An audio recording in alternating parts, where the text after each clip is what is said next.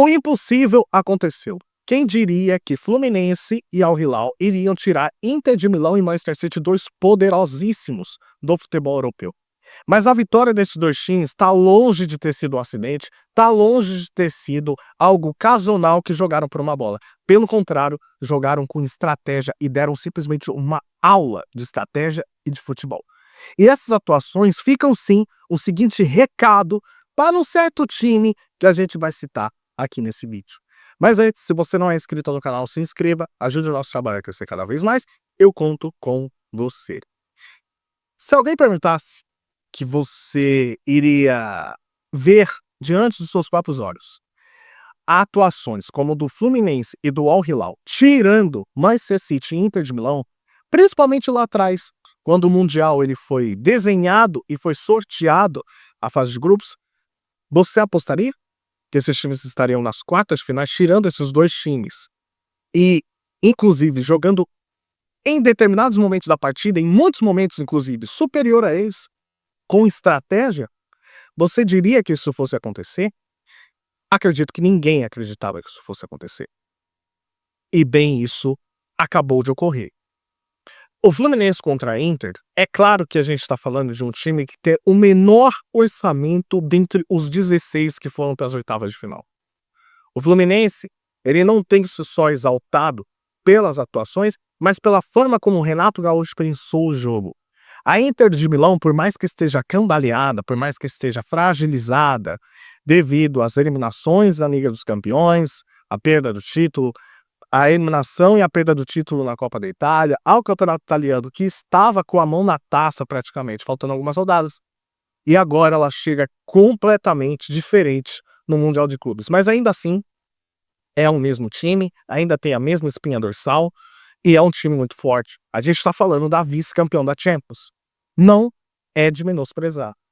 E o Renato, ele entendendo isso, ele entendendo que seu adversário é mais forte, e não indo de trocação com ele desde o início, achando que por ser o futebol brasileiro, achando que por ser um time de nome como o Fluminense, teria que jogar para frente. Não.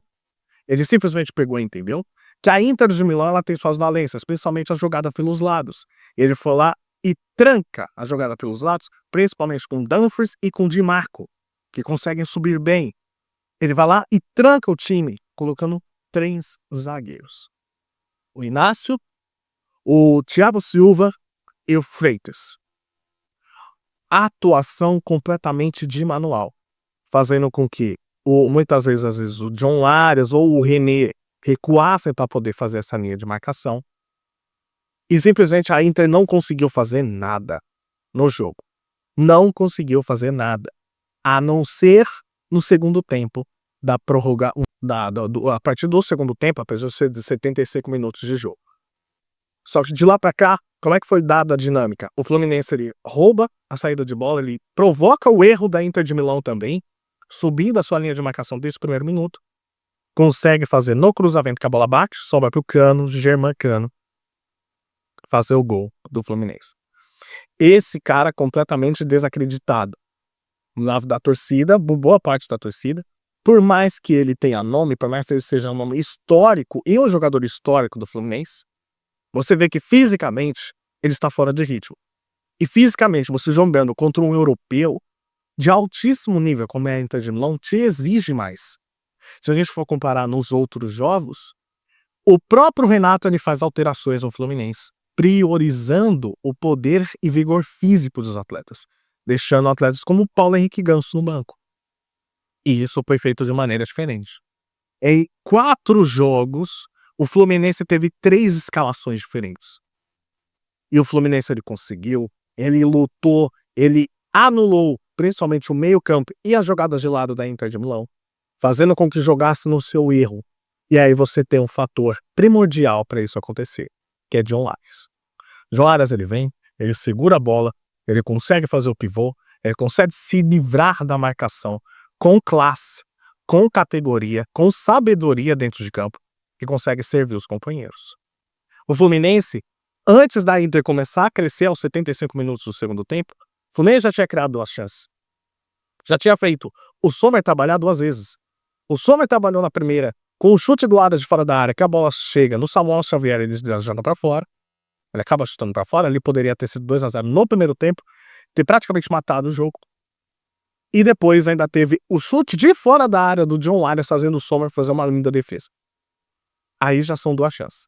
Depois a Inter começa a crescer, muito por conta da substituição que foi feita, fazendo com que o Inácio, se eu não me engano, ele sai para a entrada do Thiago Santos e acaba abrindo mais alguns espaços na defesa do Fluminense, fazendo com que o Lautaro Martinez recebesse a bola dentro da área, batesse na trave e o Fábio fazendo grande defesa. E aqui a gente precisa, assim, destacar esses nomes importantes. O Renato, como eu já falei, fazendo 3 escalações diferentes em 4 jogos. Um cara que é ridicularizado, um cara que só chamam de boleirão, principalmente a torcida do Flamengo, só chamam de boleirão, que não sabe nada de futebol. Muito pelo contrário. O cara não ganhou Libertadores à toa. O cara não ganhou Copa do Brasil à toa. Simplesmente porque ele é um animador de palco, um animador de grupo. Não, tem trabalho, tem estratégia, tem estudo. E ele tá mostrando isso nesse Mundial de Clubes. Porque a gente precisa entender que o Fluminense, ele ainda não tem uma identidade. A gente não sabe como o Fluminense joga de fato. O Fluminense está se achando ainda como equipe, como filosofia. Porque nos jogos do Campeonato Brasileiro, o Fluminense não estava bem. O Fluminense não foi bem. E chegou no Mundial de Clubes um tanto quanto desconfiado da torcida. Alguns achavam que o Fluminense nem ia passar da fase de grupos e conseguiu passar. Mas como time, ele está se encontrando dentro do Mundial de Clubes. E com 3 escalações diferentes, colocando 3 zagueiros, coisa que nunca aconteceu, isso mostra o poder de liderança, o poder de conhecimento que ele tem e o quanto os atletas compram a sua ideia. Porque você botar uma escalação que você nunca fez, um modelo tático que você nunca fez, a primeira vez contra uma Inter de Milão nas oitavas de final, cara, é pra aplaudir. Renato, primeiro nome, o Fábio, segundo nome. Gente, por mais que a Inter de Milão ela não teve chance nenhuma, porque a defesa, o sistema defensivo do Fluminense foi primoroso no jogo, quando precisou o Fábio estava lá. Salvou uma bola do Di Marco no primeiro tempo e salvou o chute do Lautaro Martinez. Ali, se a Inter empata, poderia ter sido outro jogo. Mas o Fábio tá lá para conseguir garantir a segurança defensiva do Fluminense tanto apressiva. 44 anos. E o quanto de jogador que para, ou até goleiro, parando nos 38 ou 37 anos, tem chão se você tiver foco, se você conseguir botar determinação e trabalho, o Fábio é a grande prova que você consegue, sim, ser longevo e estar no alto nível. É um goleiro que, cara, eu tenho certeza que o Fluminense, o torcedor do Fluminense, ele quer que fique até os 50 anos. Thiago Silva, o próximo nome. Cara, que absurdo é o Thiago Silva. Thiago Silva, ele dá uma segurança, e você vinha ali ele conversando com o Renato sobre manter o sistema tático e não fazer certas substituições. O Renato vai lá e acata. A TV mostra isso, mas isso só se faz quando você tem uma liderança, um cara extremamente primoroso, técnico e líder dentro de campo como é o Thiago Silva. Para fazer o Renato acatar, é porque esse cara precisa ser escutado. E o outro fator que a gente precisa dizer é o John Arias. John Arias é um jogador europeu jogando no Brasil. Esse cara, ele tem físico, ele tem inteligência, ele consegue posicionar os seus companheiros, ele desafoga o jogo de uma forma como poucos fazem aqui. Pouquíssimos. Ele leva 3, 4 na mesma jogada, ele consegue limpar, consegue tocar para alguém livre, isso pouquíssimo você faz. Pouquíssimo. Então a atuação do Fluminense é completamente condizente com aquilo que foi o placar. 2-0. E poderia ter sido mais. O Fluminense não sofreu. Se a gente for pegar no jogo todo, o Fluminense não sofreu. Mas não só porque a Inter tá cansada e etc, mas porque o Fluminense armou um esquema de esperar nos primeiros minutos, apesar de ter feito uma marcação-pressão e conseguido fazer o gol, a ideia era muito clara. Fechar os lados, fechar numa linha de 5 e explorar as bolas, não só no contra-ataque, mas conseguindo retomar ali no campo de defesa e organizando o time posicionalmente, tocando a bola, tendo um pouco mais de velocidade e paciência para conseguir infiltrar na zaga da Inter de Milão. Isso é estratégia. Estratégia também que fez o Al Hilal. O Al Hilal ele começou o jogo contra o Manchester City e o Manchester City faz o gol ali com o Bernardo Silva muito já no início da partida.